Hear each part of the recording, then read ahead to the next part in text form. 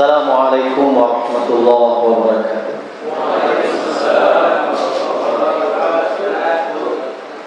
Alhamdulillahi rabbil alamin. Wassalatu wassalamu ala asyrafil anbiya'i wal mursalin wa ala alihi wa sahbihi wa man tabi'ahum bi ihsanin ila yaumiddin. Qala Allah ta'ala fi kitabihil karim, a'udzu billahi minasyaitonir rajim. Bismillahirrahmanirrahim. Ya ayyuhalladzina amanu kutiba 'alaikumus shiyam kama kutiba 'alal ladzina min qablikum la'allakum tattaqun. Shadaqallahul 'azim. Alhamdulillah, kita bersyukur kepada Allah Subhanahu wa taala pada pagi hari ini menjelang siang kembali Allah pertemukan dalam aktivitas dan agenda kebaikan. Semoga Allah ridha dengan apa yang kita lakukan dan dengan agenda ini bertambah ilmu kita dan juga semakin baik amal kita. Salawat dan salam kita sampaikan kepada Rasulullah SAW. Allahumma shalli ala Muhammad wa ala ali Muhammad. Berharap nanti mendapatkan syafaat dari Allah Subhanahu wa taala. Yang sama kita muliakan Ketua Yayasan Azkiyah Sumatera Barat, Bapak Kerandus Muhammad Ustaz Sampurno Kayu, Kepala Sekretariat Ibu Nora Chandra Kirana, kemudian Kepala Inspektorat Ibu Dian Martiani, Direktur Pendidikan dan Penjaminan Mutu Ibu Afrila Yanti, Koordinator Urusan di Lingkungan Yayasan Azkiyah Sumatera Barat, Kepala Sekolah, Pimpinan unit, baik yang hadir di secara offline, demikian juga pimpinan unit dan juga semua guru yang mengikuti secara online di Bukit Tinggi dan Payakumbuh. Umumnya kepada kita semua hadirin hadirat ustaz-ustazah yang dimuliakan Allah Subhanahu wa taala.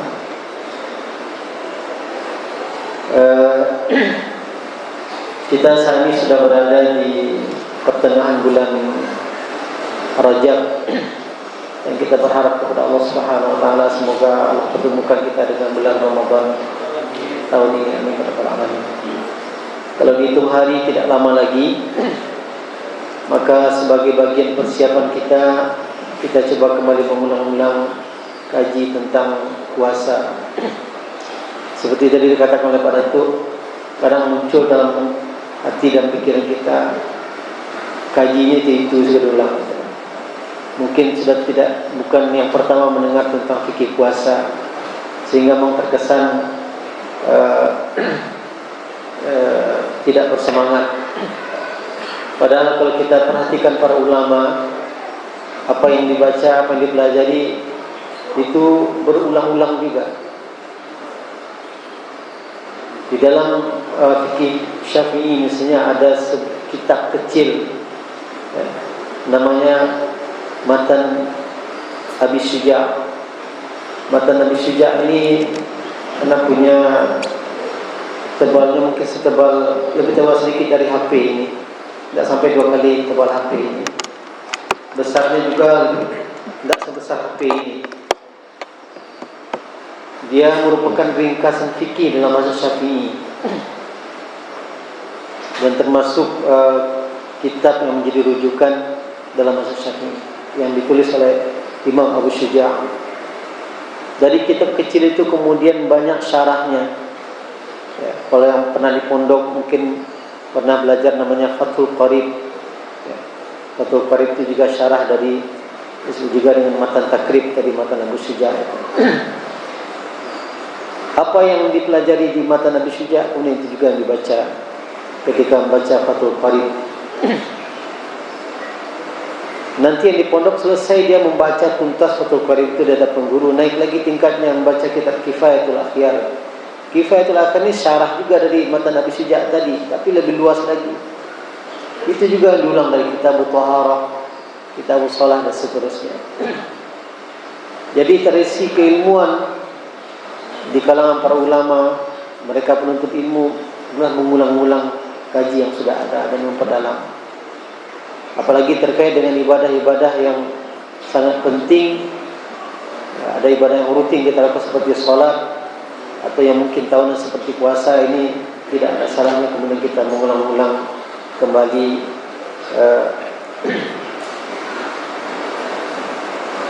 ilmu dan wawasan kita agar nanti ketika datang Ramadan kita bisa menjalankan ibadah secara baik. Bapak Ibu yang dimuliakan Allah Subhanahu wa taala, ana akan mengawali penyampaian ini dengan sedikit sejarah puasa ini. Ya. Karena dalam Al-Quran ayat yang sering kita dengar di bulan Ramadan, surah Al-Baqarah 183, ya ayyuhalladzina amanu kutiba alaikumusiyam kama kutiba alal ladzina min qablikum la'allakum tattaqun. Di situ Allah menyebutkan bahwasanya puasa ini juga diwajibkan kepada umat-umat sebelum umat Nabi Muhammad SAW. Kita ambilkan satu saja, bahwasanya masyarakat jahiliyah dahulu itu mereka juga terbiasa puasa. Puasa yang mereka lakukanlah puasa tanggal 10 Muharram. Tanggal 10 Muharram itu hari Ashura. Di mana hari itulah hari atau tanggal itu tanggal diselamatkannya Nabi Musa, sehingga memang sejak lama, bayangkan di zaman Nabi Musa, kemudian orang-orang setelahnya memuliakan dan mengagungkan hari tersebut dalam bentuk berpuasa. Termasuk juga masyarakat jahiliyah, ya, di tempat Rasul lahir, di tempat Rasul tumbuh dan besar, mereka juga berpuasa pada hari Ashura. Dan ini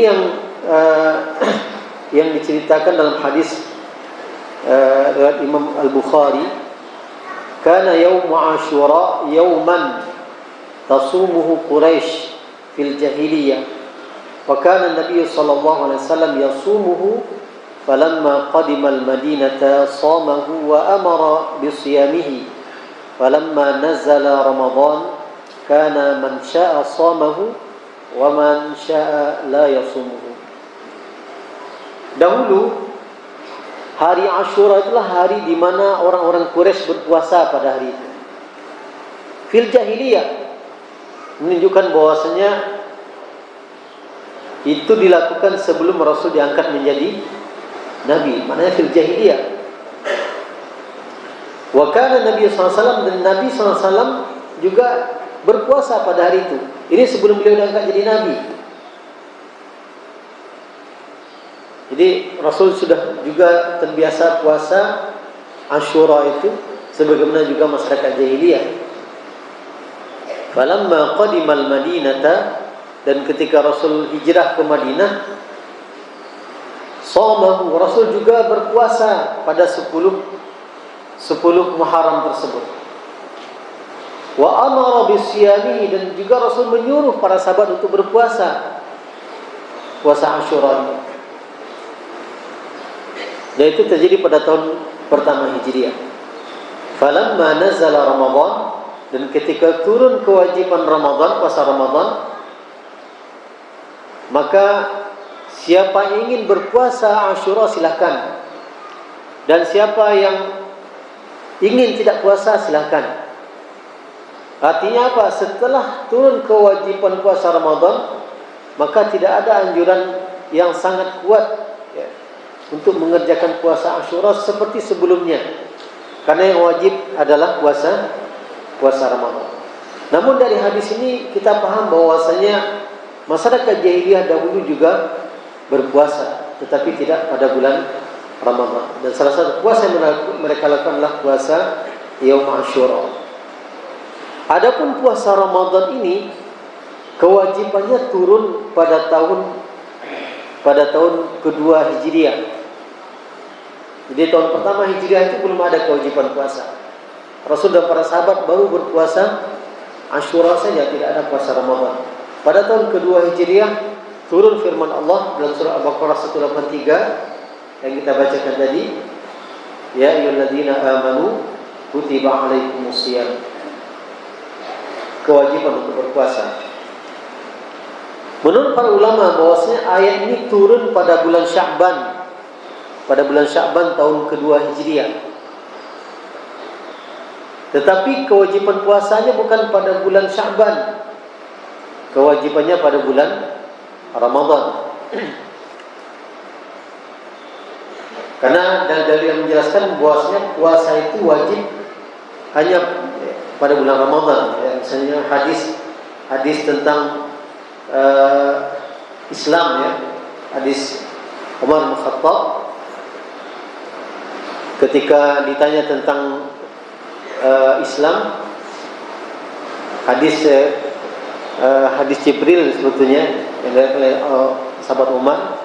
Kita tahu ceritanya di hadis kedua di hadis Arba'in, ya, ketika ada seorang yang datang dengan pakaian putih, pakainya bersih, tampilannya bersih, bertanya kepada Rasul tentang Islam.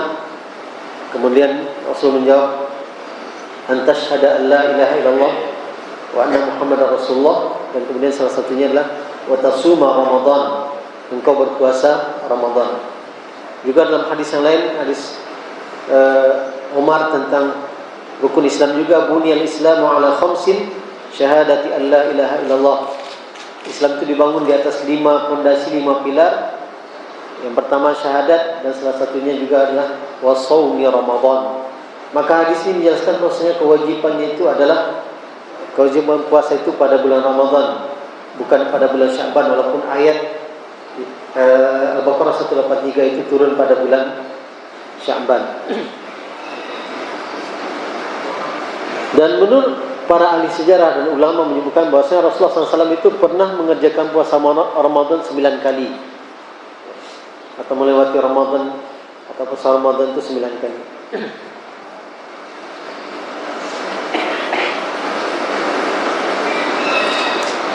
Nah, kemudian kita pindah kepada ta'arif atau definisi dari puasa itu sendiri. Nanti kita jelaskan beberapa hal terkait dengan definisi ini. Menurut ulama, as-siyam secara bahasa artinya al-imsak, artinya menahan. Adapun secara istilah syar'i adalah al-imsak 'anil muftirati min tulu'il fajri as-sadiq ila ghurubish syamsi ma'an niyati. Jadi al-imsak 'anil muftirati min tulu'il fajri ila ghurubish syamsi bi niyati al-ibadah. Maknanya lebih kurang yaitu menahan dari semua yang membatalkan puasa dari terbit fajar sampai terbenam matahari dengan niat beribadah kepada Allah Subhanahu wa taala. Dari definisi ini ada beberapa hal yang ingin kita jelaskan. Yang pertama, dari definisi itu dijelaskan bahwasanya mana puasa itu adalah menahan dari segala yang membatalkan. Yang membatalkan itu apa saja? Ada yang menyebutkan, di antara ulama menyebutkan al-imsak an syahwatai al-batni wal farji, yaitu menahan dari dua syahwat, ya. Syahwat terkait dengan batan, makan, perut gitu ya, artinya makan. Dan kedua syahwat terkait dengan al-farji, kemaluan. Makanya kemudian dijelaskan yang membatalkan puasa itulah makan dan minum, dan juga berhubungan suami istri. Kemudian kapan waktunya? Min tulu'il fajri ila ghurubish syamsi, dari terbit fajar sampai terbenam matahari. Definisi ini menjelaskan tentang durasi, ya. Durasi kita menahan.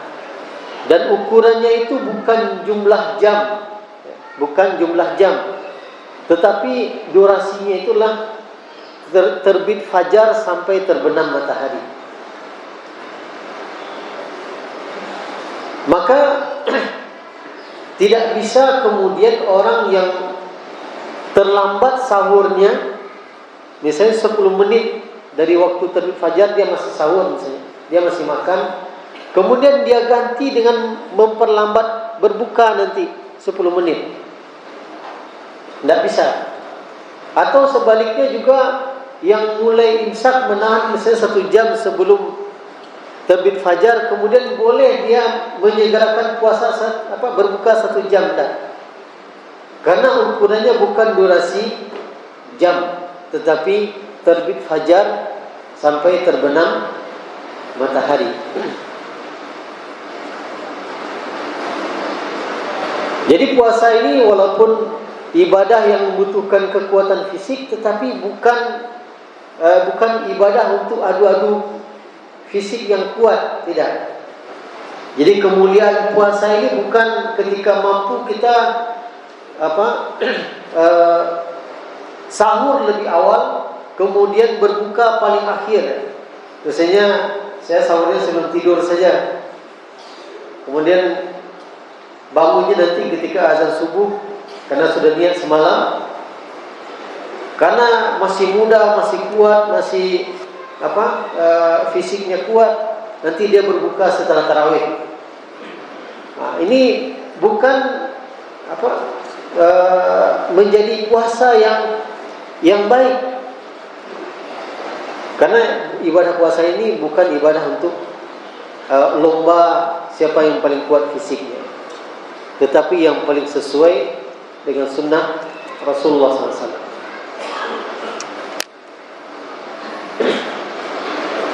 Nah, puasa Ramadan ini ukurannya itu bukan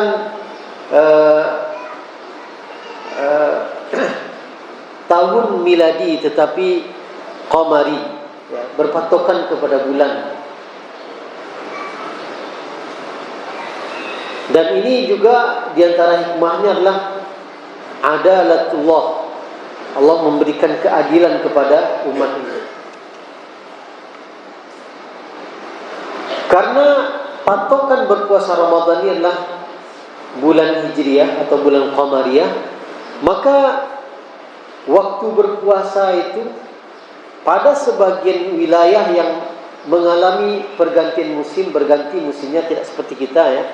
Kita yang siang dan malam itu, negeri-negeri yang dilintasi oleh Khatulistiwa, itu siang dan malam itu relatif sama dan mungkin perubahannya tidak terlalu jauh. Kalau kita hari ini waktu sholat sudah mulai agak lambat, misalnya sholat asar itu sudah jam 15.56. Dulu waktu ketika cepat ini jam 15.30 atau 15.25 ya. Apa pergeserannya tidak terlalu jauh karena kita di Khatulistiwa. Tapi negeri-negeri yang jauh dari Khatulistiwa itu yang mengalami ada musim-musim ya, musim panas, musim dingin, musim gugur, musim semi, itu pergantian perbedaan waktu itu agak jauh. Kalau di musim dingin malamnya panjang, siangnya pendek. Kalau di musim panas sebaliknya, siangnya panjang, malamnya pendek. Ana pertama datang ke Mesir tahun 2021 bulan November, tanggal 3 Ramadan, bulan Ramadan itu. 2001. November itu sudah mulai dingin. Ya, sudah masuk musim dingin. November, Desember, Januari, Februari itu dingin. Jam berapa imsaknya? Imsak itu jam 5:30 atau hampir jam 6. Nanti berbukanya atau waktu maghrib itu jam 5. Jam 5 kurang 5.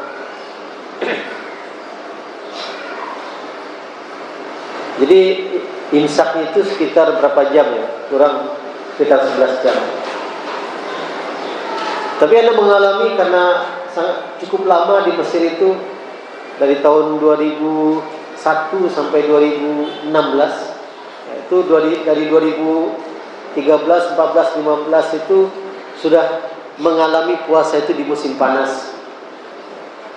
Musim panas itu imsaknya jam 3:04, nanti berbukanya jam 7:30. Nah, ini Allah Maha Adil. Artinya apa? Ya, negeri seperti Mesir itu akan selalu mengalami pergantian waktu. Kemudian ada masanya mereka mengalami puasa itu di musim dingin, di Di musim semi, di musim panas, di musim gugur. Berganti terus. Dan demikian semua negeri-negeri yang ada musimnya. Tetapi kalau patokannya adalah tahun miladi, maka yang beruntung itu adalah negeri yang misalnya kalau puasa itu di bulan Desember, maka negeri-negeri yang musim dinginnya bulan itu dia beruntung. Tapi kalau negeri lain yang sedang musim panas, dia akan tetap seperti itu. Nah, ini maha adilnya Allah, ada pergantian ya. Kalau mereka atau kaum muslimin yang tinggal di negeri yang ada musimnya itu akan mengalami pergantian, tidak selalu menjalani puasa dengan mudah seperti di musim dingin, tetapi juga akan mengalami di musim panas seperti itu. Sementara kita relatif tetap tidak terlalu banyak perubahan. Nah, kaitan dengan ini, bagaimana negeri-negeri yang ada di kutub,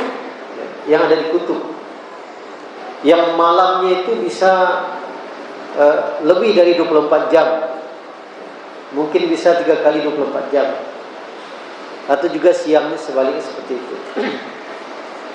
Kalau negeri-negeri yang masih ada siang dan malamnya, walaupun pendek, menurut para ulama tetap mengacu kepada terbit dan terbenamnya matahari negeri itu. Tapi negeri yang antara terbit fajar sampai terbenam mataharinya itu, atau sehari semalamnya itu tidak lagi 24 jam, bisa 3 kali 24 jam, maka waktunya itu ada beberapa pendapat ini, bukan ada yang mengacu kepada negeri terdekat yang masih ada siang dan malamnya, atau ada juga yang berpendapat mengacu kepada waktu di Mekah.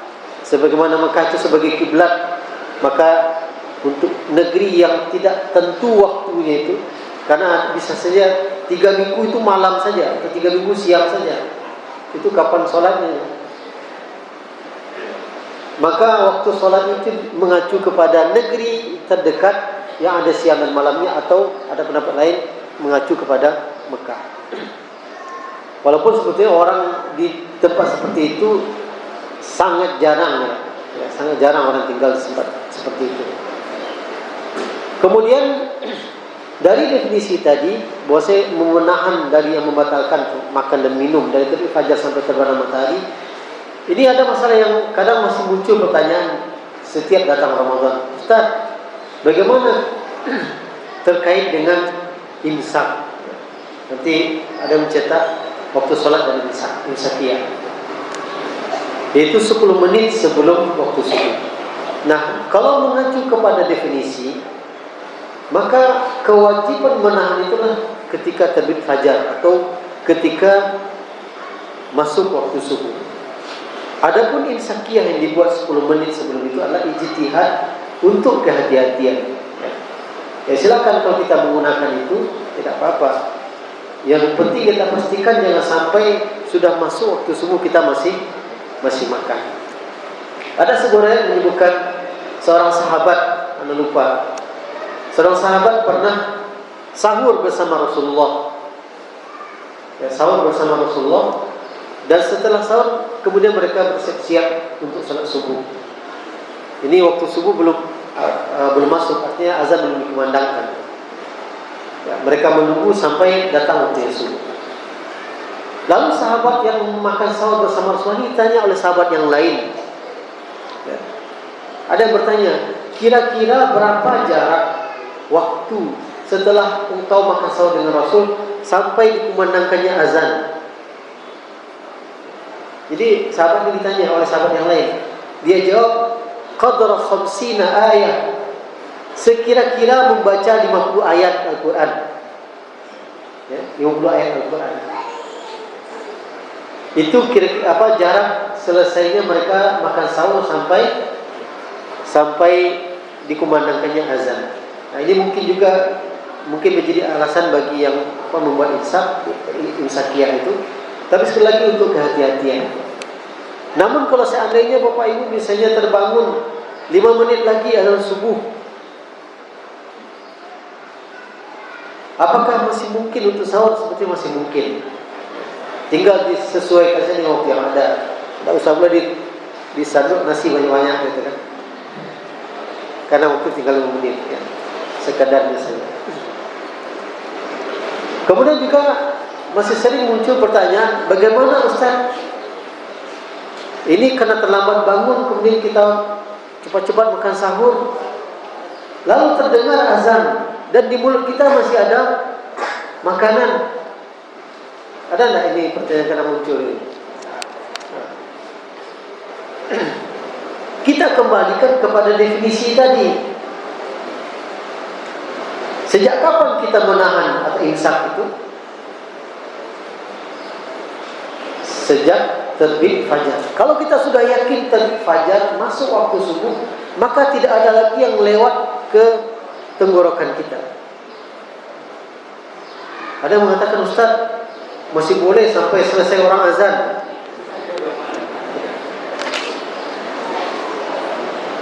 Ada muazin itu yang nafasnya panjang gitu.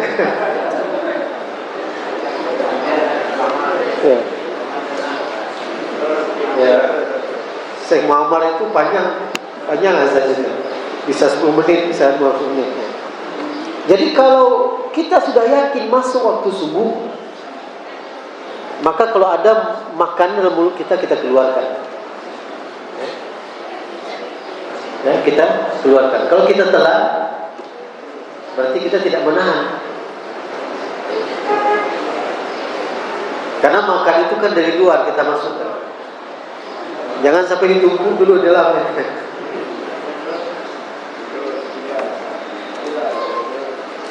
Jadi yang boleh masuk tenggorokan itulah sesuatu yang juga keluar dari badan kita. Jadi air liur kita, karena mungkin kita tidak menelan air liur di siang hari misalnya, dia keluar dari tubuh kita. Kalau itu masuk lagi tidak masalah. Tapi kalau yang dari luar, walaupun sudah ada di mulut, tetapi bukan bersumber dari dalam badan kita, itu tidak bisa kita telan. Jadi kita keluarkan. Jadi kita kembalikan kepada makna imsak itu tadi, menahan. Nah, mungkin nanti di akhir Ramadan ada yang pulang kampung, mudik, mungkin naik pesawat, terbang menjelang maghrib. Kalau terbang, kita berada di ketinggian, mungkin di bawah sudah gelap. Kita terbang, posisi pesawat itu 35.000 kaki di atas permukaan laut. Kalau kita di atas masih terangnya. Nah, apakah kita menggunakan waktu yang mereka yang ada di bawah, atau kita yang di atas ini? Ya, menurut para ulama, selagi kita masih melihat terang, artinya matahari belum terbenam, bagi kita belum terbenam, karena memang terang gitu ya, maka tetap menahan. Walaupun mungkin bagi orang di bawah itu sudah gelap. Tetapi insya Allah tidak lama-lama Ustazah, karena baca-baca gitu kan, mungkin bedanya paling sekitar 10 menit, tidak lama-lama juga. Kalau kita mampu nahan dari sekian jam, masa nambah kita 5 menit, 10 menit gitu ya, sampai dipastikan kita berada posisi memang matahari itu sudah terbenam. Kemudian terkait dengan naik pesawat ini juga, kalau kita terbang dari satu wilayah ke arah di sore hari ya ke arah barat, ya, ke arah barat, maka ini juga akan memperpanjang waktu imsak kita. Tapi selagi juga insya Allah tidak akan terlalu lama. Dan kalau kita terbang ke arah timur, mempercepat. Ya silakan mau kemana, ke timur atau yang penting pastikan kampung kita di arah mana.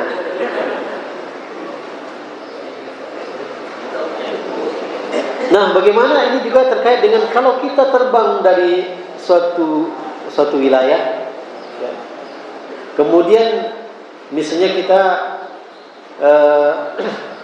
mau umrah Ramadan ya, amin ya, semoga Allah mudahkan. Kita berangkat dari sini misalnya jam berapa kemarin saya di? Siang ya, jam 1 ya. Jam berapa nyampe Isya? Oh Isya. Kalau Isya sudah malam situ ya. Biasanya berangkatnya pagi jam 8. So jam 8.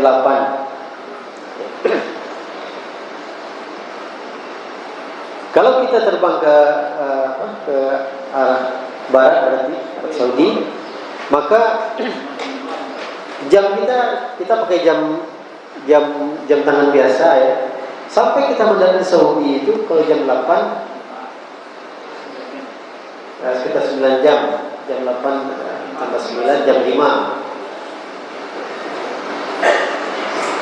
Sekitar jam 5 misalnya. Ya, jam 5 misalnya. Kemudian urusan keluar kita dari bandara itu sudah jam 6 atau setengah 7 misalnya. Kita lihat jam kita waktu Indonesia ini orang sudah berbuka, sudah maghrib. Sementara di sana masih siang. Ya, kalau jam setengah 7 misalnya atau jam 6 setengah 7 di sana baru jam 2. Nah, apakah kita berbuka? Karena jam kita ini sudah jam Indonesia tadi sudah masuk waktu maghrib atau menggunakan waktu Saudi. Nah, ini juga kita berbuka atau menahan itu sesuai dengan waktu di mana kita berada. Walaupun ketika awalnya kita berada di Indonesia dan nanti kita sampai di Saudi masih siang gitu ya, padahal di Indonesia sudah maghrib, maka kita berbuka sesuai dengan waktu yang ada di Saudi. Ya, tidak bisa kita katakan ini jam saya masih jam Indonesia ini. Demikian juga sebaliknya. Kalau sebaliknya tentu jadi lebih ringan, lebih cepat. Ada perjalanan, mungkin Pak Saiful tahu, ada perjalanan karena jauhnya perjalanan mungkin dari Amerika ke Australia, ya, dari Amerika ke Australia. Kata orang ya, karena Anda belum pernah juga. Kata orang itu kita bisa kehilangan 1 hari, ya, bisa kehilangan 1 hari. Artinya berangkat misalnya dari Kanada tanggal 21 sampai di Australia itu tanggal 23. Padahal perjalanan itu kan sampai 2 hari. Nah, bagaimana kalau kita dalam perjalanan seperti itu, kemudian kita melewati waktu puasa, misalnya bulan Ramadan. Kalau terjadi seperti itu, kemudian kita ikut dengan waktu orang puasa di Australia, misalnya, sementara ada 1 hari yang kurang,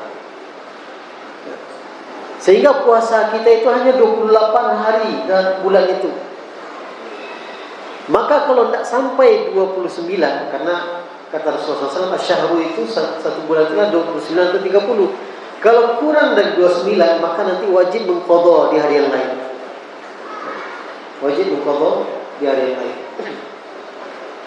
Dan sebaliknya kalau terbangnya itu dari Australia ke Kanada, mungkin bertambah, ya.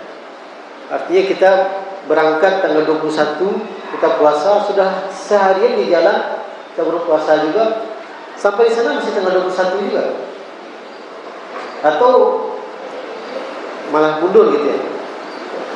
Artinya kalau puasa kita menjadi 30 atau bahkan menjadi 31 tidak ada masalah.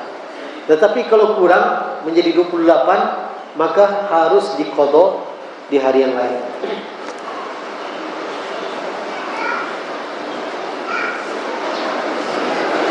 Baik. Kemudian kita jelaskan rukun puasa. Ini mudah ya. Ini sudah biasa.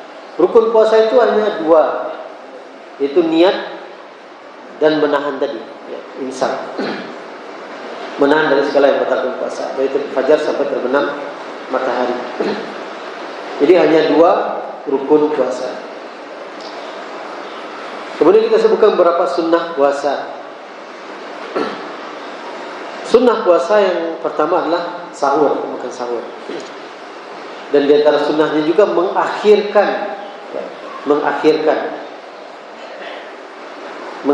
ini artinya masih dalam waktu yang dibolehkan untuk makan, bukan mengakhirkan seperti tadi sudah masuk waktu subuh kita masih makan sahur.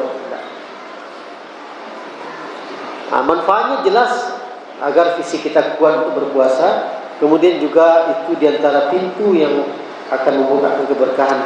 Sebagaimana hadis Rasulullah SAW, tasahharu fa inna fis sahuri barakah. Makan sahurlah kalian karena pada makan sahur itu adalah ada keberkahan. Jadi sekali lagi puasa ini sekalipun membutuhkan fisik yang kuat dan sehat, tetapi bukan sedang lomba adu kuat fisik. Maka orang yang kuat dan sehat sekalipun disunnahkan untuk sahur. Mungkin yang muda-muda, saya cukup makan malam saja untuk sahur.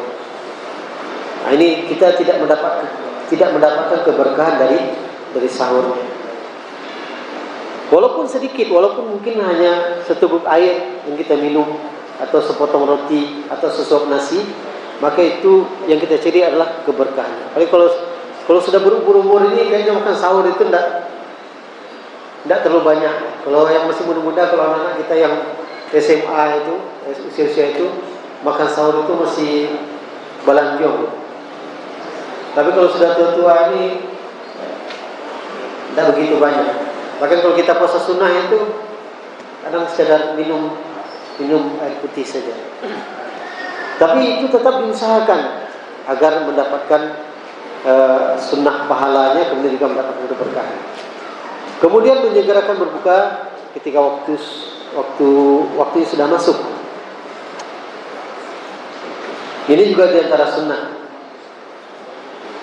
Tapi sekali lagi jangan sampai menyegerakan berbuka ini sementara kita masih ragu ini sudah masuk atau belum. Makanya kalau kita ragu apakah matahari sudah terbenam atau belum, kemudian kita tetap berbuka, lalu kemudian ketahuan kita tadi berbuka matahari belum terbenam, maka batal puasa kita. Batal puasa kita. Berbeda dengan waktu imsak. Kalau kita ragu apakah fajar sudah terbit atau belum,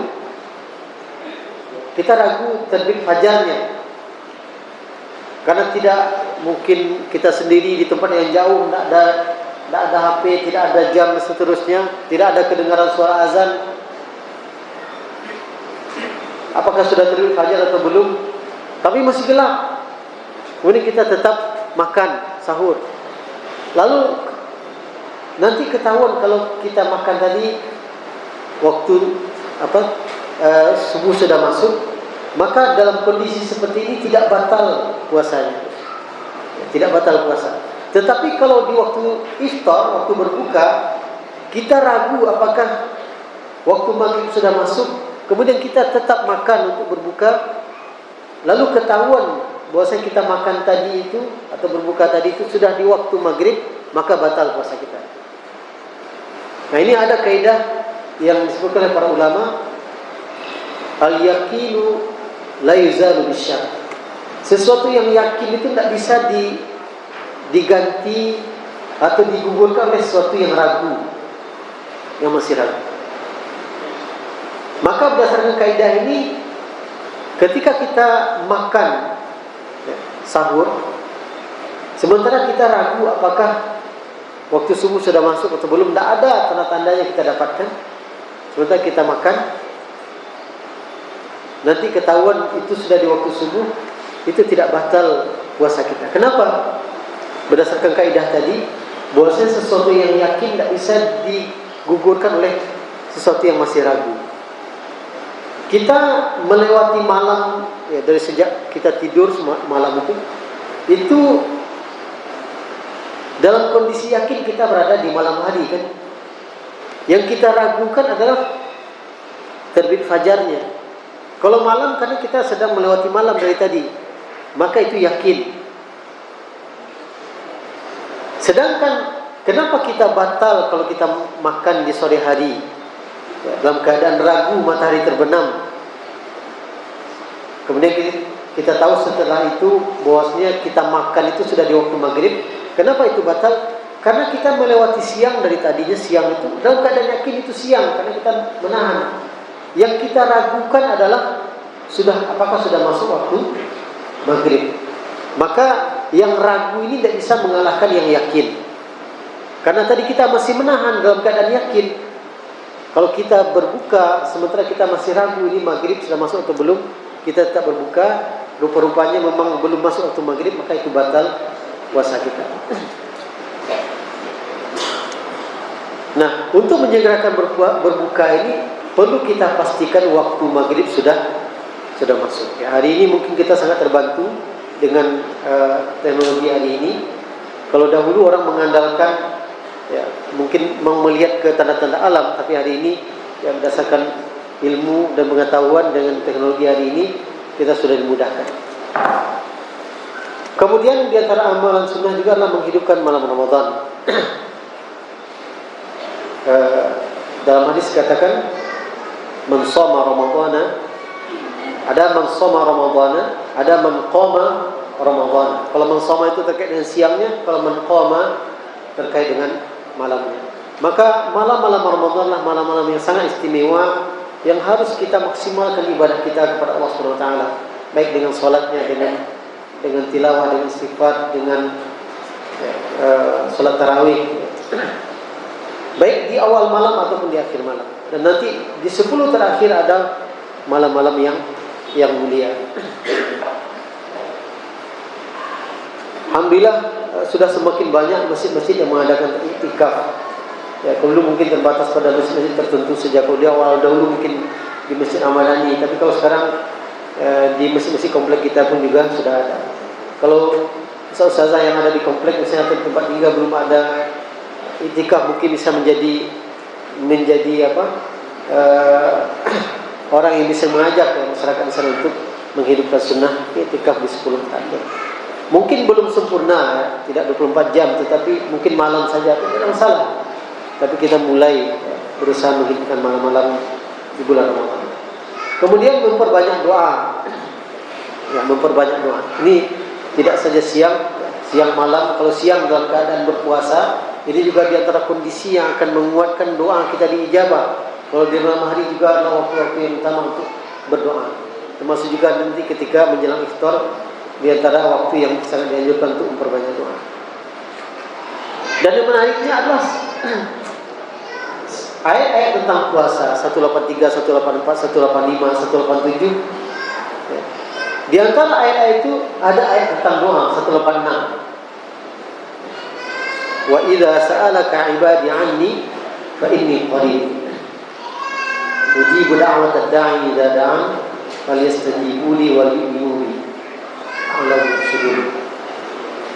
Para ulama menyebutkan keberadaan ayat doa di antara ayat-ayat puasa menunjukkan antara puasa dan doa itu begitu dekat.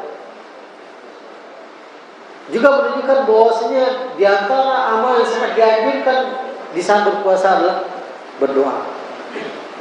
Maka mari kita maksimalkan doa-doa kita di saat kita berpuasa. Dan tentu itu juga berlaku tidak saja di bulan Ramadan. Artinya kalau kita puasa sunnah misalnya, ini juga di antara kondisi yang akan menguatkan diijabahnya doa kita. Kemudian juga memperbanyak sedekah. Ya, Rasulullah SAW adalah sosok yang suka berbagi, bersedekah di hari-hari biasa. Dan ketika datang Ramadan, sedekahnya semakin meningkat. Hari-hari biasa kalau kita bersedekah, kita juga membiasakan anak-anak kita untuk berinfak bersedekah. Kita pun juga harus terbiasa untuk berinfak dan bersedekah. Maka ketika datang Ramadan, sedekah kita harus meningkat. Jangan sampai kita punya mental setiap Ramadan itu mental kita mental mustahik. Ya, dari siapa lagi kita dapat sedekah? Dari siapa lagi kita dapat zakat? Ini tidak akan pernah maju kita dan tidak akan pernah kaya kita. Tapi orang yang punya semangat menjadi muzaki, orang yang senantiasa bersedekah dan berbagi, maka dia punya mental untuk kaya. Paling tidak pertama itu kaya untuk dirinya. Tetapi kalau setiap tahun semangatnya hanya semangat mustahik, maka dia akan tidak akan pernah mau berbagi atau sulit untuk berbagi, dan selamanya dia akan menjadi orang yang berkekurangan, sekalipun mungkin dibandingkan sebagian orang lain dia sudah lebih cukup. Bapak Ibu yang dimuliakan Allah Subhanahu wa taala, kemudian itu berapa sunnah puasa? Siapa sih yang wajib berpuasa? Ini seperti ibadah-ibadah yang lain. Yang pertama muslim. Jelas. Ini syarat wajib yang pertama muslim. Berarti orang non-muslim kalau dia tidak berpuasa tidak berdosa. Karena dia tidak wajib. Dia berdosanya karena dia tidak berislam. Artinya semua yang menjadi kewajiban Islam otomatis dia tidak laksanakan.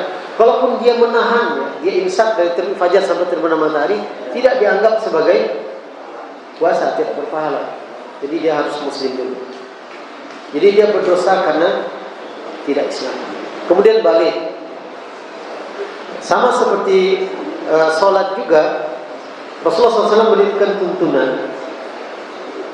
Bagaimana anak-anak kita dilatih, dibiasakan untuk berpuasa walaupun mereka belum sampai pada usia balik. Jadi tidak ditunggu balik dulu baru kita berpuasa, atau baru disuruh anak puasa, karena itu sulit. Maka harus ditanamkan cinta, suka, senang berpuasa. Mungkin bagi anak-anak ada sedikit embel-embel atau reward pada usia-usia tertentu sebagai bentuk melatih, membiasakan, sehingga nanti pada usianya, pada usia balik dia siap untuk berpuasa. Allah Subhanahu wa taala menciptakan kita, tahu tentang kemampuan dan kekuatan kita, kemudian membuat syariat yang juga sesuai dengan kekuatan kita. Maka yakinlah bahwasanya menahan atau imsak selama puasa itu adalah sesuatu yang mampu kita lakukan. Kalau ada orang beralasan walaupun dia sudah dewasa tidak kuat puasa, itu hanya alasan saya. Buktinya banyak orang yang mampu berpuasa. Tetapi kalau memang tidak dia dilatih sejak kecil, tidak dibiasakan sejak kecil, akan menjadi berat. Tadi Anda ceritakan, Anda mengalami beberapa kali puasa di bulan Ramadan di Mesir itu di musim panas. Ya, alhamdulillah dari anak-anak itu mereka sudah mulai puasa usia 7 tahun. Dan itu beberapanya melewati musim panas. Jam yang seperti tadi. Ya, misalnya Yusuf itu dia berpuasa di musim panas itu. Imsaknya jam 3:04, iftarnya jam 7:30. Mungkin ada hari pertama, hari kedua belum sampai dia di maghrib. Tapi selalu kita motivasi dan bisa. Jadi Allah Maha tahu. Allah memberikan, Allah yang menciptakan kita, Allah juga membuat syariatnya, dan Allah pasti sudah mengetahui bahwa syariat ini bisa dilaksanakan. Tapi perlu pembiasaan, juga sholat tidak ditunggu anak itu balik baru disuruh sholat ataupun puasa. Kemudian berakal. Ya, berakal artinya orang yang gila itu tidak wajib puasa.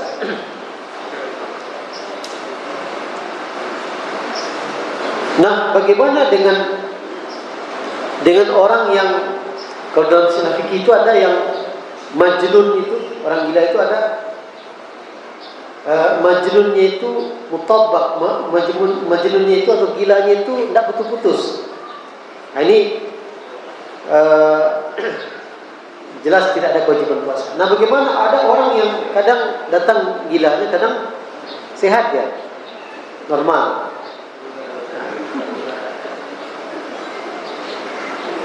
Nah, seperti ini tentu ketika dia normal dia wajib untuk berpuasa. Ketika dia normal dia wajib untuk berpuasa. Cuman apakah untuk hari-hari yang dia tidak berpuasa dia wajib mengqadha atau tidak? Ya, ada yang berpendapat tidak wajib diqadha karena dia di saat itu dalam kondisi yang memang tidak wajib untuk berpuasa ketika dia gila. semoga Allah berikan kepada kita kesehatan. Kemudian syarat berikutnya adalah ini bertalian, itu mukim dan sehat. Itu orang yang menetap dan sehat. Ini nanti di antara rukhsah keringanan di mana orang boleh berbuka itu adalah orang yang dalam keadaan safar atau orang yang sakit. Itu kita jelaskan satu-satu. Terkait dengan safar ini atau dengan sakit, dalam Al-Quran Allah katakan, "Faman kana minkum maridan aw 'ala safarin fa'iddatun min ayyamin ukhra." Ya, siapa di antara kalian yang sakit ataupun yang dalam keadaan safar lalu dia berbuka, fa'iddatun min ayyamin ukhra, maka dia wajib mengganti puasa yang dia tadi berbuka di hari yang lain. Nah, terkait dengan sehat ini atau terkait dengan uzur sakit, para ulama juga menyebutkan ada sakit itu, kalau dalam kita fikih disebutkan al-marad alladhi yurja bu'uhu, yaitu sakit yang masih ada harapan untuk sembuh. Ya. Ada sakit yang kedua, al-marad alladhi la yurja bu'uhu, ada sakit yang menurut ilmu dokter hari ini itu sulit untuk sembuh. Ibaratnya sakit menahun. Ada yang sudah terbaring saja. Ada mungkin karena faktor usia, tetapi bukan. Ada yang sakit itu bukan karena faktor usia. Usianya mungkin masih muda, tapi sakit berat menahun. Maka untuk sakit yang menahun ini, ya bulan Ramadan ini dia sakit, tak bisa puasa. Setelah Ramadan pun masih seperti itu. Sampai datang lagi Ramadan, maka yang sakit seperti ini tidak wajib baginya mengqadha, tetapi kewajibannya adalah membayar fidyah. Membayar fidyah. Yang kedua, ada sakit pada fisik badan kita, tetapi itu sebetulnya tergolong sakit biasa saja. Ya, kadang demam-demam sedikit misalnya. Ada batuk-batuk sedikit, dan kita masih sanggup sebetulnya untuk berpuasa, walaupun kalau mengacu kepada ayat tadi itu termasuk uzur dan kita boleh berbuka. Nah, sakit yang seperti ini ya sebetulnya tidak termasuk yang afdhalnya itu bukan berbuka kalau kita masih tetap sanggup berpuasa. Jadi sakit yang dimaksudkan sakit yang mendatangkan mudarat untuk diri kita.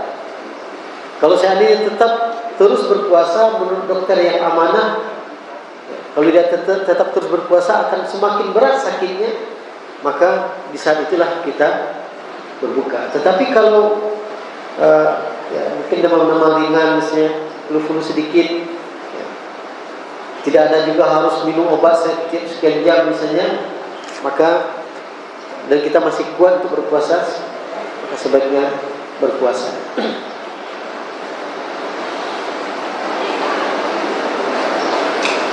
Kemudian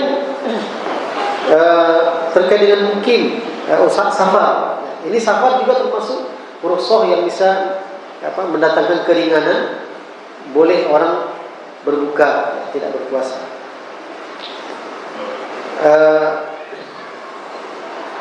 Jadi menurut ulama illah atau sebab kenapa diberikan keringanan itu, keringanan boleh berbuka itu, menurut ulama illah atau sebabnya itu adalah safar itu sendiri, bukan kesulitan dalam safar. Makanya walaupun hari ini kita safar menggunakan sarana transportasi yang sudah nyaman, karena ilahnya itu adalah safar, maka yang naik pesawat pun juga dapat rukhsah dan keringanan untuk berbuka. Jadi bukan masalah beratnya perjalanan. Walaupun naik sarana transportasi hari ini itu juga ada juga masyaqqah atau kesulitan yang kita dapat. Beda-beda gitu. Dulu mungkin jalan darat saja, ya, naik onta. Sekarang naik pesawat. Kalau terbang tadi ke Arab Saudi 8-9 jam, Ya mungkin nyaman. Ya nyamannya mungkin bisa istirahat, tidak seperti naik unta, tidak panas dan seterusnya. Tapi ada masyaqqah lain, beban lain gitu ya. Ketika turbulensi misalnya, cemas juga. Ada bentuk-bentuk lain yang dialami. Nah ini juga ada keringanan. Tetapi sekali lagi, kalau rasanya kita masih kuat untuk berpuasa di bulan Ramadan dalam perjalanan, maka sebaiknya berpuasa. Suatu kali Rasulullah SAW dengan para sahabat berjalan, melakukan perjalanan di tengah padang pasir.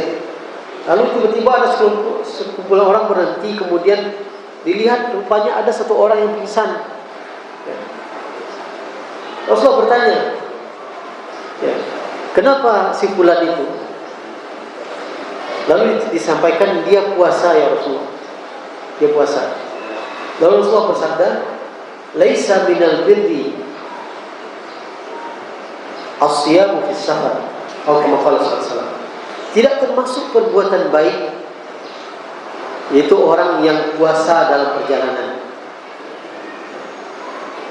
Tetapi hadis ini harus dipahami sesuai dengan konteksnya. Konteksnya karena perjalanan itu memberatkan orang tadi sampai dia pingsan. Dia maksakan tetap berpuasa. Tetapi kalau masih kuat rasanya, silakan. Karena Rasulullah juga pernah dalam perjalanan tetap berpuasa. Jadi ini kembali kepada kondisi dan keadaan kita masing-masing.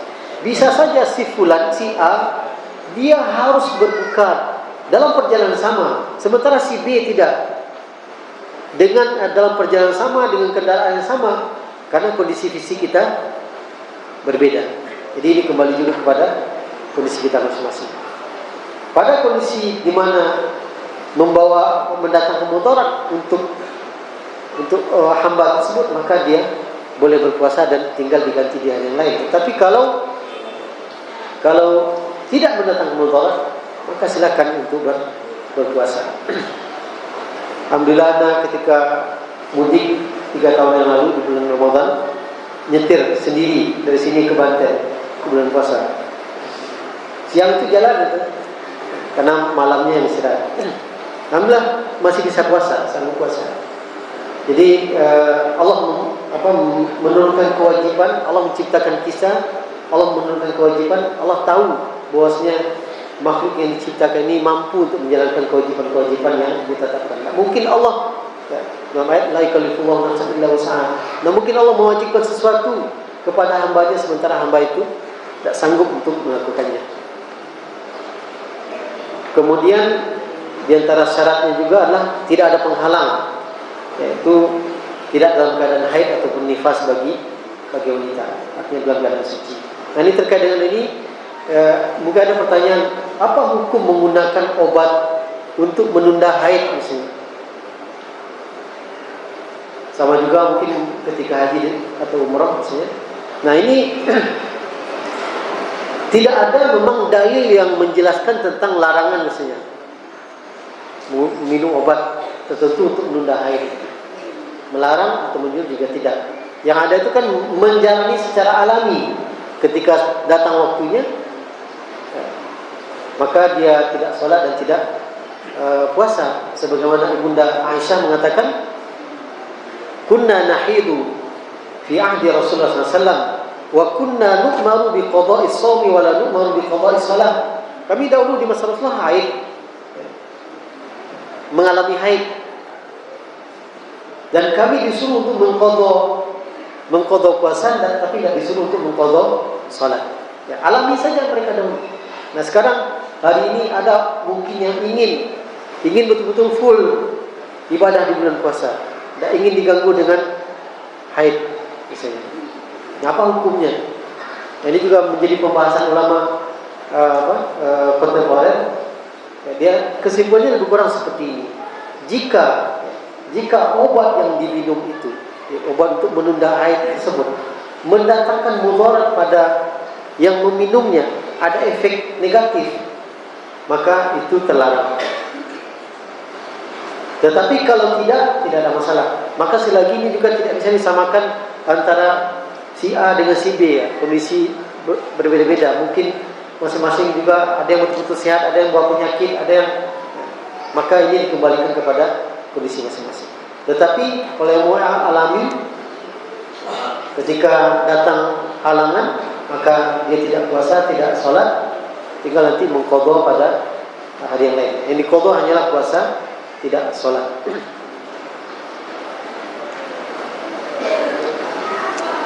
Kemudian 10 menit lagi ya, sampai habis waktu. Kita berikan waktu untuk saya jawab saja lah.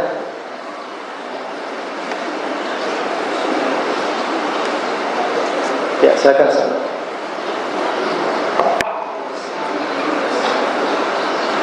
Baik, sana.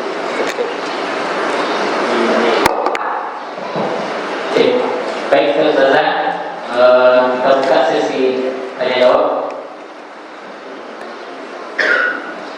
Kita buka 3 pertanyaan, Ustaz. 2 pertanyaan offline, 1 pertanyaan dari yang hadir secara online. Ustaz Salman 1. Ustaz Nafrizal. Terima kasih.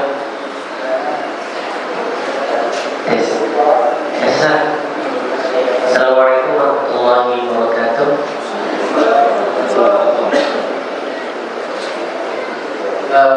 Begini, Ustaz. Tadi kan agak saya jelaskan, Ustaz. Kita buka puasa, rasa-rasanya udah buka puasa nih, Ustaz. Itu kita makan. Ternyata belum, tapi udah makan nih, Ustaz. Apakah puasa itu kan kalau Ustaz batal tuh puasanya? Apakah itu bisa diqadha ke hari setelah Ramadan? Yang kedua, Ustaz, berhubungan dengan qadha juga, tapi beda sedikit, Ustaz.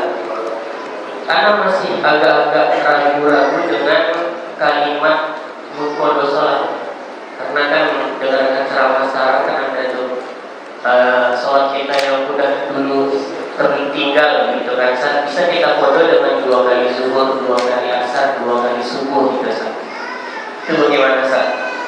Selanjutnya yang ketiga, Ustaz, yang terakhir. Ini penting menurut Anda yang ditanyakan. Ini berkaitan dengan anak muda sekarang yang menganggap puasa itu hanya candaan, Ustaz. Itu nggak bisa kita tidak kandaikan. Lingkungan kita itu banyak anak muda yang menganggap puasa itu hanya sebuah lelucon, candaan. Artinya memang mereka itu ketika di rumah puasa, ketika kumpul dengan mereka merokok, mereka tidak puasa. Pertanyaannya, apakah jika itu terjadi di daerah kita, daerah anak tentunya, apakah anak itu berdosa, tidak mengajak atau mengingatkan mereka? Terima kasih.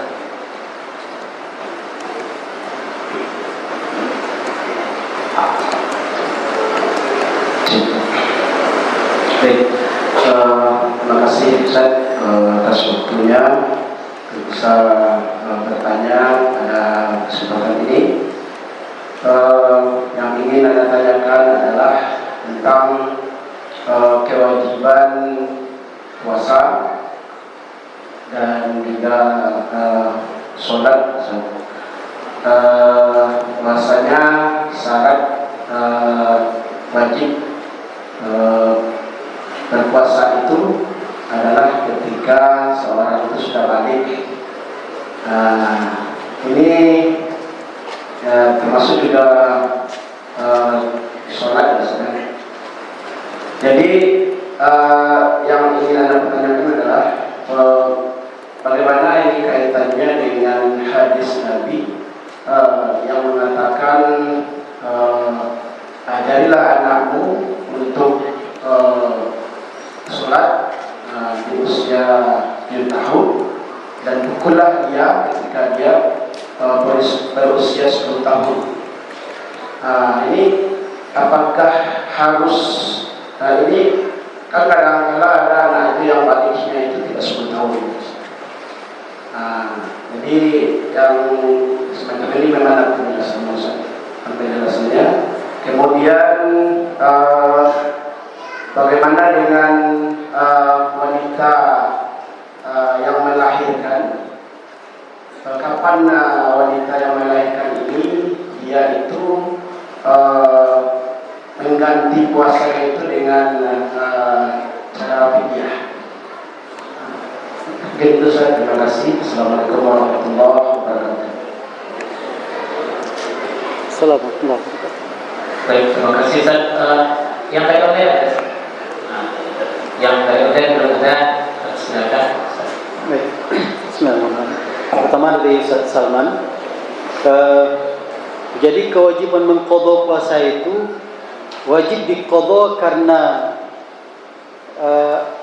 batal disebabkan uzur, mungkin sakit atau safar atau apa, atau juga wajib diqadha karena membatalkan dengan sengaja.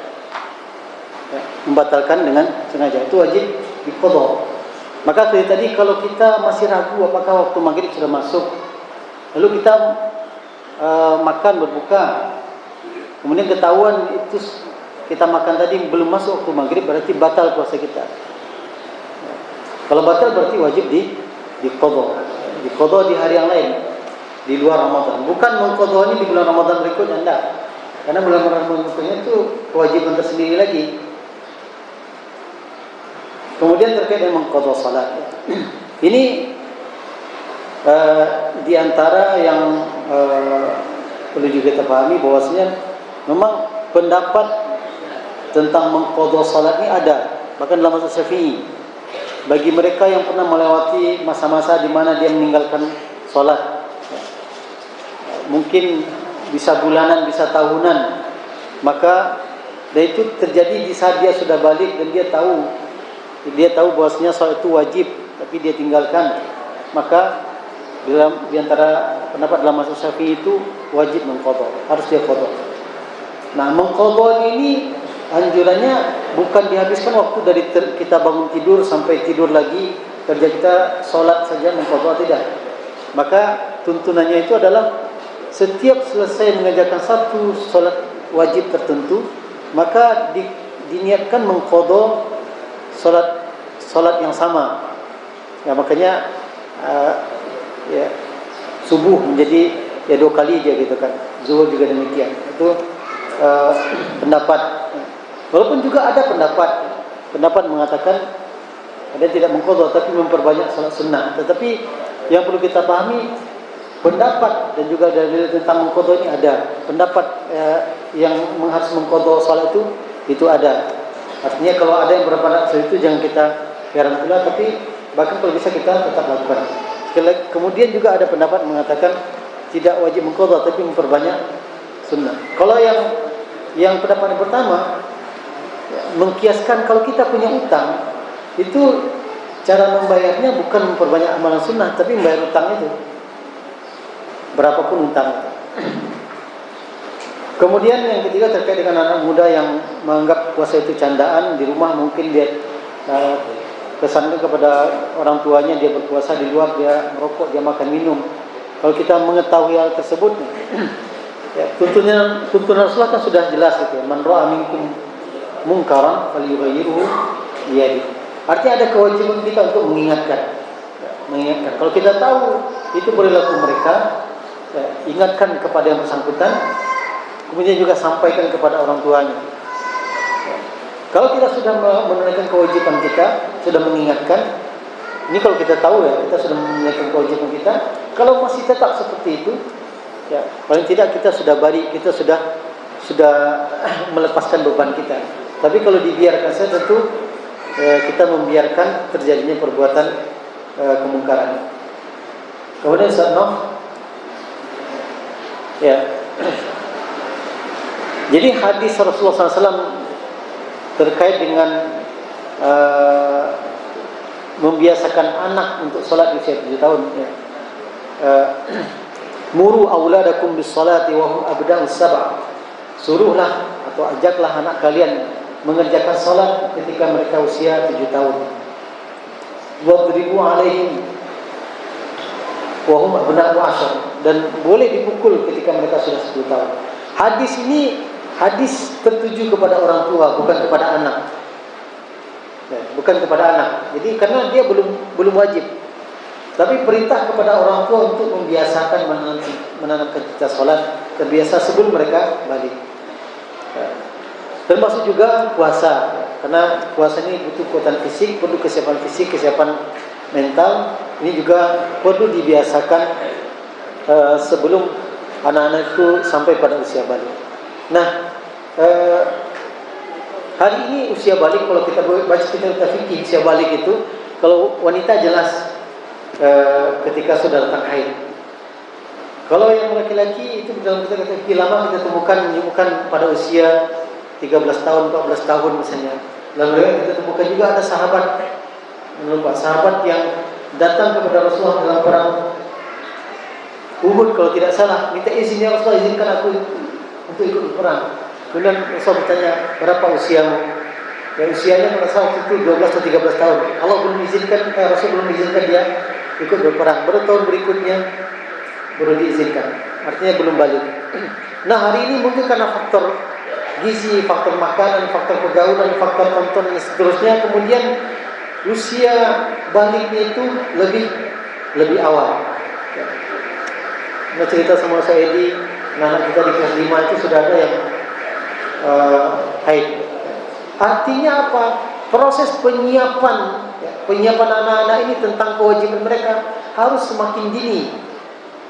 Jangan sampai secara fisik, secara biologis dia itu sudah dewasa, tetapi secara pemahaman, kesiapan untuk menjalankan kewajiban masih sangat anak-anak. Nah, ini tentu kewajiban kita, kewajiban orang tua. Kalau kita punya anak kandung, kewajiban kita sebagai guru dan pendidik tentu yang kita dapat amanah di sini, karena sekian jam waktu anak-anak itu bersama kita juga harus serius untuk menanamkan pemahaman ini. Jangan sampai mereka secara fisik, secara biologis mereka sudah balik, tetapi tidak punya kesiapan.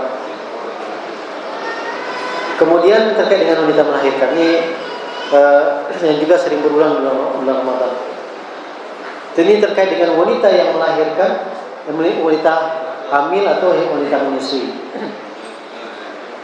Terkait dengan wanita hamil atau menyusui ini, itu memang tidak ada secara tegas dalil yang menjelaskan tentang apa konsekuensi mereka kalau mereka membatalkan puasa. Sehingga para ulama nanti dalam hukumnya itu mengkiaskan. Ada yang mengkiaskan wanita hamil atau wanita menyusui ini mengkiaskan kepada orang tua bangka yang tidak sanggup lagi berpuasa, atau dikiaskan kepada orang sakit yang tidak mungkin sembuh lagi.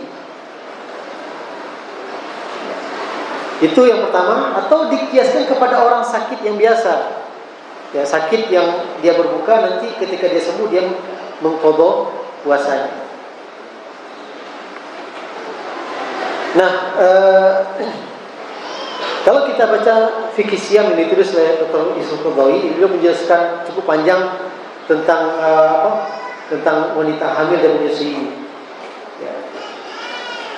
Disebutkan juga pendapat ulama, misalnya kalau dia berbuka itu tidak puasa itu khawatir atas dirinya saja, ini konsekuensinya. Kalau khawatir atas janin atau anak yang disusuinya, ini konsekuensinya. Atau khawatir karena keduanya, ini konsekuensinya. Ada penjelasannya. Tapi di akhir beliau menyebutkan terkait dengan wanita hamil dan menyusui. Kalau hamil dan menyusui itu, ini kalau hamil dan menyusui itu mendatangkan rasa lemah pada dirinya sehingga tidak sanggup dia berpuasa. Kalau masih sanggup, ya silakan saja. Tapi kalau menurut dokter misalnya ini akan beri efek kepada anaknya, kepada janin atau kepada dirinya, maka dia boleh berbuka. Cuma konsekuensinya apa nanti? Dokter Qaradawi menyebutkan, kalau wanita yang hamil menyusui itu bersambung terus, ini biasanya di masyarakat dahulu atau di kalau beliau sebutkan di Ariyaf, di desa-desa, di kampung-kampung yang anaknya banyak, ya, tahun ini hamil, tahun depan menyusui, tahun berikutnya hamil lagi. Bersambung terus. Dan itu kebanyakan kalau di kampung mungkin masih ada. Berbeda dengan kebanyakan keluarga hari ini yang mungkin anaknya hanya 2 saja. Itu pun juga jaraknya sangat diatur. Ya, hamil tahun ini mungkin belum siap, sudah 5 tahun, 6 tahun baru ingin anak lagi. Nah, terkait yang pertama tadi, kalau beliau berpendapat bagi wanita yang lemah tidak sampai berpuasa karena hamil atau karena menyusui, dan menyusui dan hamil itu bersambung terus sekian tahun. Kalau 7 anaknya kalilah 2, 14 tahun. Kan maka menurut beliau dia tidak harus mengqadha tetapi membayar fidyah saja. Ya. Dikiaskan kepada orang yang sudah tua sekali atau orang yang sakit, ya, rasanya tidak mungkin sembuh lagi. Tetapi yang anaknya yang melahirkan itu hanya sekali atau anak cuma 2 gitu kan, jarak juga jauh, maka beliau berpendapat, Dr. Sukudari berpendapat sama seperti orang sakit yang dia berbuka kemudian dia mengqadha di waktu yang lain, tidak membayar fidyah. Mungkin itu penjelasannya. Baik, pada intinya kita perlu terus menambah ilmu dan wawasan kita terkait dengan ibadah yang kita lalui setiap tahun ini. Walaupun bukan yang pertama dalam hidup kita, tetapi kadang kita lupa tentang hukumnya atau memang ada yang salah dalam pemahaman kita, maka perlu terus kita untuk menambah ilmu dan wawasan kita. Karena waktu juga kita akhiri penyampaian ini. Semoga apa yang sudah kita sampaikan bermanfaat, dan jika ada yang tidak pada tempatnya saya mohon maaf, dan kepada Allah kita minta ampun. Aku qouli hadza wa astaghfirullahi wa lakum. Wassalamualaikum warahmatullahi wabarakatuh.